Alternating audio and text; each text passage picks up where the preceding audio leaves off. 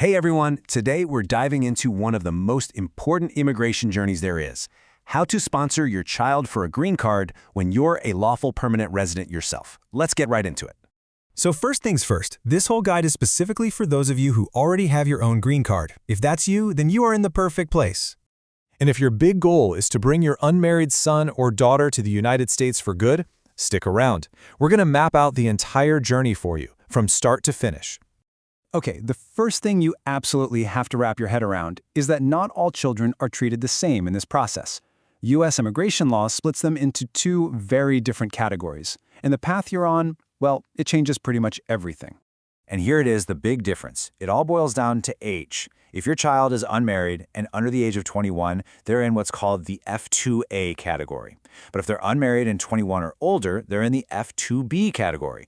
And as you can see, the wait times for these two are worlds apart. Now listen up, because this is the one golden rule for both categories, and it is absolutely non-negotiable. Your son or daughter has to stay unmarried for the entire process.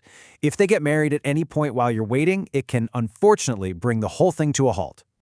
So you're probably asking, how do I know how long the wait is? Well, you become a student of something called the Visa Bulletin.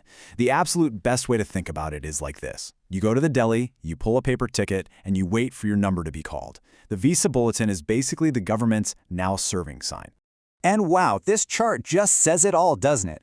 Right now, for the F2A category, that's kids under 21, the status is C for current. That means there's no line. You can get started on the final steps right away. But for F2B, they're just now getting to people who first applied all the way back in August of 2017. Yeah, that is a long, long time to wait. Okay, so we've got the categories down, we understand the waiting game, so what does the actual journey look like? Let's walk through it. We've broken it down into 5 clear steps. Here's your roadmap. We start by gathering all your proof. Then, you file the first critical form that gets you your place in line. After that comes the waiting game. Then it's time to apply for the actual green card. And finally, the interview and approval. So let's break down each one. Step 1 is all about the paperwork. You need to prove you're a lawful permanent resident. That's easy, it's just a copy of your green card. And of course, you need to prove they're your child, which is usually their birth certificate. And please, don't forget this part. If any of your documents aren't in English, you have to get certified translations.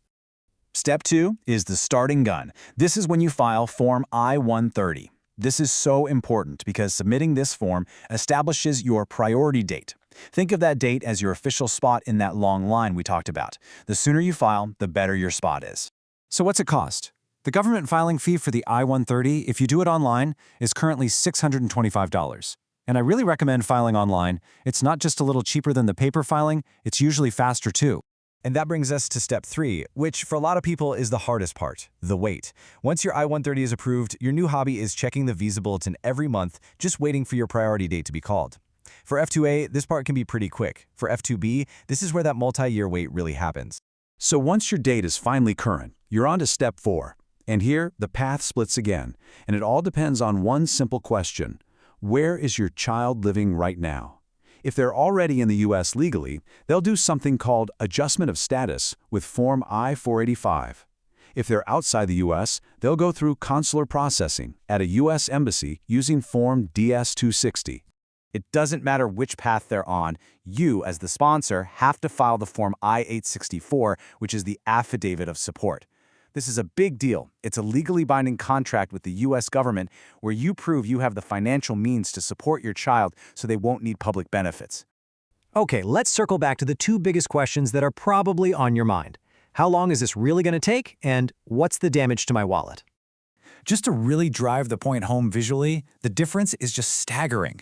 The F2A wait time is super short right now. You can get the ball rolling on the next steps almost immediately. The F2B wait time, though, stretches on and on. This is probably the most important thing to manage expectations about with your family. So what about the cost? Now remember, these are just the government filing fees we're talking about. This doesn't include any attorney fees. You've got the first I-130 petition, then you either have the consular fees or the much more expensive adjustment of status fee, plus a medical exam, getting other documents. It all starts to add up. So when you add it all up, for one person, you should really plan on spending over $4,000 just in government fees. It's a significant financial investment for sure. All right, before we wrap this up, I want to leave you with a couple of really important tips. And one of them is an absolute game changer that could dramatically speed up your case. So let's just imagine for a second, you're in that long F2B line. You've been waiting for years. But during that wait, what happens if you, the green card holder, finish your own journey and become a U.S. citizen? Yeah, you're going to want to hear this, because everything changes. Completely. Your petition for your child doesn't get canceled or anything like that. It gets a serious upgrade. And this right here shows you the power of becoming a citizen. An F2A case for a child under 21 gets upgraded to immediate relative. That category has no annual limits, which means the wait just, poof, it disappears. And that long F2B case for an adult child, it gets upgraded to F1. Now, there's still a wait, but it is a much, much shorter line to be in. Look, this path can feel really complex, but it is a path.